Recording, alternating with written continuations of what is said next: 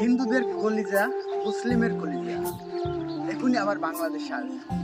আমরা সবাই অপেক্ষা করছি এই দিনটা কবে হইবে, যে দিনটা আমাদের আপনাদের সেলিব্রিটি, আপনাদের বিখ্যাত ফেসবুক, গুগল, ইউটিউব সব জায়গায় জানানো এই একটা মানুষ, যে এই পৃথিবীর বিশ্ব একটা নায়ক, যে আমাদের জাকির নায়ক এখন এই বাংলাদেশে আসবে।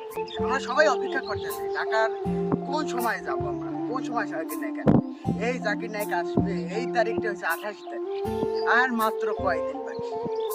আমরা সবাই অপেক্ষা করি এবং আমরা ভিডিওটা শেয়ার করে দিই যেন মানুষের কাছে যায় এবং মানুষ জানতে পারে আমাদের পৃথিবীর একটা বিশ্বর একটা নায়ক আমাদের এই বাংলাদেশ ছোট একটা রাষ্ট্র, আমাদের ছোট একটা রাষ্ট্রে আইতেছে। কি আনন্দ লাগতেছে আমাদের।